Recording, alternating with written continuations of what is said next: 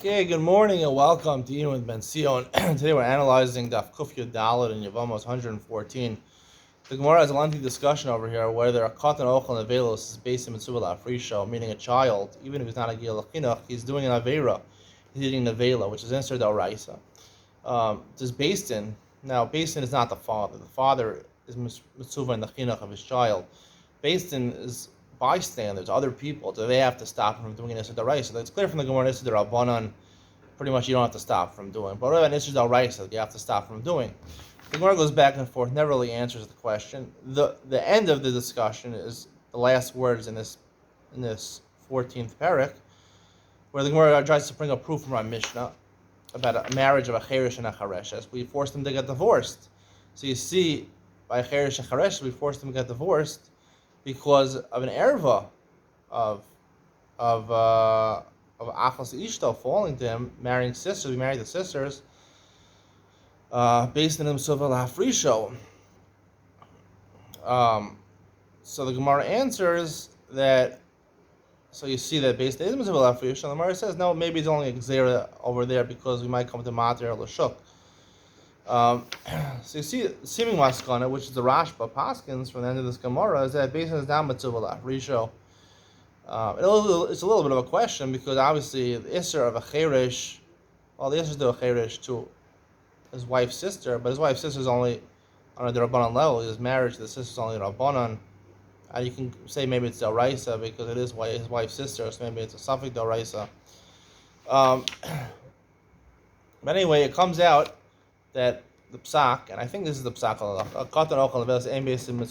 there are exceptions to this though. Like the Gemara says that a child comes to extinguish a fire on Shabbos, so the father has to tell him, don't extinguish the fire. And the Gemara says that's different because Osal Das Aviv. So what's going on over here? What's the lumdus over here? What's the rationale over here? On the surface level, a katan, if it's not a gil chinuch, even if it is the gil chinuch, maybe the gil chinuch only applies to the mitzvos essay, not the mitzvos losa essay. He's not doing an avera. A katan doesn't have to do tshuva if he did an avera when it's a katan. You don't have to do tshuva when you did an avera. It's not a mais avera. It's not a chalos avera. You didn't do anything wrong. Why would someone do tshuva lahafrisho? So you could say by your father makes sense based on your father has not tshuva lahafrisho because the mitzvah of chinuch applies to the father. So maybe there's a mitzvah of chinuch, just as the mitzvah of chinuch to buy him a sitis, to buy him a lulav when he's a katan. Also when he's a gil chinuch, also by averos. Maybe there's no age of a gil chinuch. Even a 2-year-old kid. How you doing? Good chodesh. How you doing? Maybe when it comes to Nisr Yisurim, Nisr D'Oraisa, and maybe part of the chinuch is to stop him doing averas, and maybe that's what the Gemara means. But also al das aviv, he's doing it for his father, and the father is the one there. That was the chiddush of the Gemara. The father's there, so the father's chayav chinuch. So we can say it like that. But then the Gemara, there's actually Makoros from the Torah, Lahazir Gdolim Alaktanim, 3 psukim in the Torah, by Dam, by Shkatzim Ramosim, and by Tuma, going to a cemetery, Kohen going into a cemetery. So there, the Gemara, Chazal Darshan, Lahazir Gdolim Alaktanim. So the Gemara is a suffix, like the whole sugya. Do we say that you can't feed him the Isser? Is that what it means? Kum ve'aseh? Or is the Isser that they have to actually, they have to mafrish him, they have to stop him from going to a cemetery, stop him from eating blood, stop him from eating shkatzim or amasim? The Gemara never really answered the question. The Gemara is docha one way, docha the other. The Gemara is not clear, really, the difference. But I'd like to suggest there is a difference. No, Allah. The Lashon, Lahazir Gdolim Alaktanim, sounds like they're warning them to even mafrish him in a Isser. Why did the Gemara pick the case katan ochel nevelos? Right? Why nevela? Why nevela? Why nevela? Why not shkatzim ramasim? Katan ochel shkatzim ramasim. Well, that would have been better to talk about because that's what the Torah talks about. The Torah mentions the hazir gdolim alaktanim when it comes to shkatzim ramasim.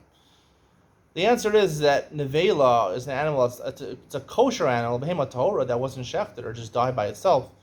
There's no isser of tuma over there.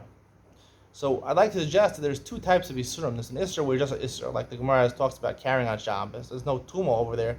This on Shabbos. You didn't avail. There's no tuma over there. But the 3 times the Torah does talk about it, by dam, by shkatzim ramasim, and by tuma, going into the base of koros, those are all isurim of tuma.